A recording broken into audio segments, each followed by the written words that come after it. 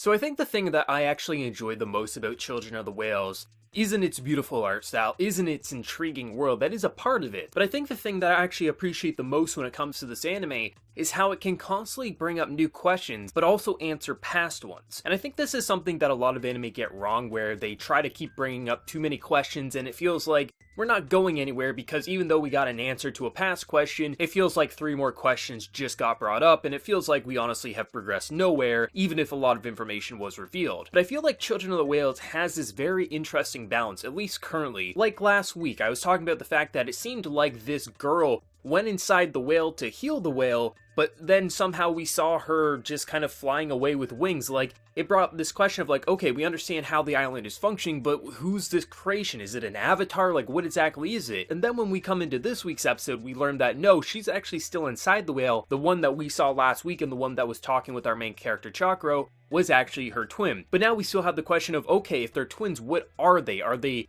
children of this whale island, or are they something else? But I just feel like Children of the Whales gets down the balance of constantly bringing up new questions, but immediately answering old ones. But it doesn't feel like we're getting more questions and answers. It feels like it's a proper balance. So we're learning so much about the world and the history and the characters and the relationships between everyone, but at the same time, they're not leaving us like, okay, well, we know everything, so now we don't have to think or speculate. No, we're still constantly thinking about what could happen, where this show could go, and how all the mysteries are connected, but at the same time, it feels like we are learning so much about this world, and I think that's Children of the Whale's greatest strength currently, is how it can constantly make you think and want to know more, but at the same time feel like you actually have a good grasp at what this world has to offer, which is a pretty impressive feat. I really enjoyed this week's episode again. Like, I think this is one of my favorite series of the season. I really enjoyed it, and I just enjoyed the fact that we get to learn a little bit more right off the bat when the episode starts. We get to learn a bit more about their thema, or whatever it's called, their kind of magical abilities, and how it gets the confirmation that they actually can't use it against people, and the way that they have to use it to fight is they actually have to put it onto weapons. So like the kids who can't actually string the bow all the way back, they have to use their thema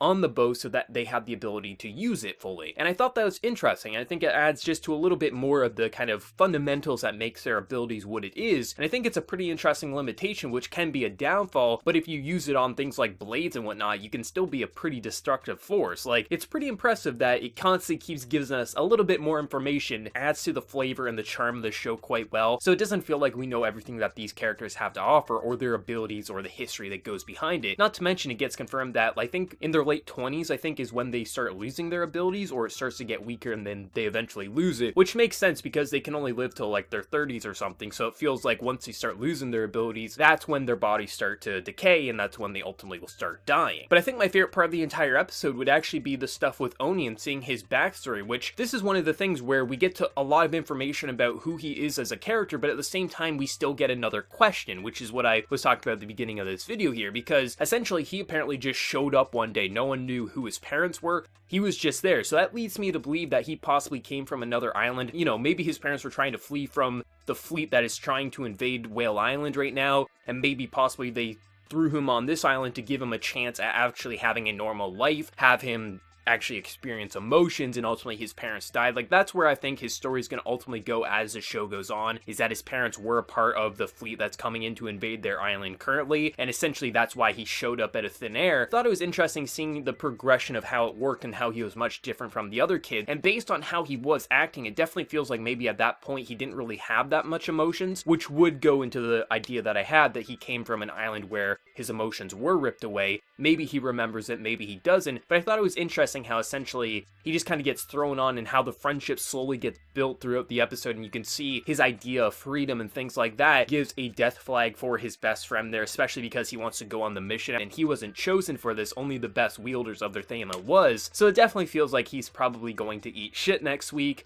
which isn't a good thing for Oni, because Oni, I feel like, is a very strong-willed character, but if he loses the things that he truly loves, who knows what kind of a negative spiral that will throw him down, and what path that could ultimately lead him down. But I just enjoyed seeing more about Oni and things like that. But another thing that was interesting is one of the elders here, I think it was Elder Rasha or something like that, comes in and pretty much is criticizing the plan and saying, like, you're going to be sending kids into there, and you have to understand what you're actually doing here. You have to throw in kids, but you're not thinking of the grand picture. So if a kid dies, that's you're doing, which is a powerful message, and it feels like trying to push him away from going through with his plan, but at the same time, it is something that he has to think of because he's not really seemingly worrying right now. It feels like they're very hopeful that they can win, but which is a good thing. But at the same time, he has to understand that when he sees a bunch of kids dead because they have to use children, they are the strongest users of their abilities, he has to understand that he can't just break down because he sees a bunch of kids dying, because that's what he was putting them up to, which was a pretty interesting thing overall. But one of the most shocking things to me was I really thought they were going to go the route when Leokas was pretty much being like kind of sent away with the other girls. I was like, are they going to go the bullying route? Like, this is the new pretty girl that all the boys are looking after. But then they went the route of no, they were just trying to give her clothes because her clothes were ripped apart, which was kind of unexpected. I actually really enjoyed that because I thought they were going to go the typical, the girls don't like the new girl because she's more pretty than them or something like that, and they were going to try to bully her and then maybe she would attack them. But I appreciate they went the route of no, because this is an island where essentially everyone has emotions and it feels like they're all trying to get along together,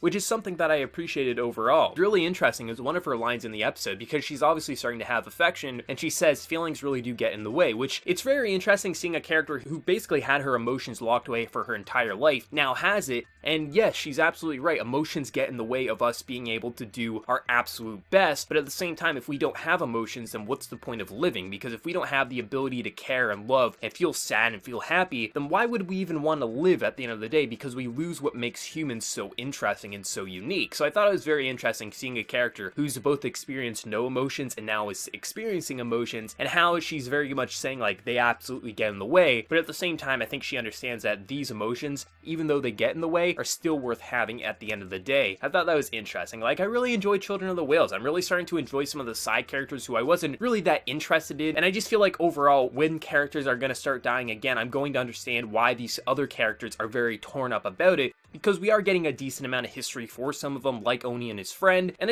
overall I think they're doing a pretty good job at pacing this and revealing new information while also making us question certain things, and I love this episode. But let me know your thoughts. What do you think of episode 6, and how excited are you for episode 7 next week and that big battle that's about to go down? It doesn't look too good for them with the sandstorm and everything going, but hopefully they can take down one of their ships. Let me know your thoughts, and before you leave, smack that like button, share your support. If you're new to the channel, be sure to subscribe. So until next time everyone, please take care and have a good one.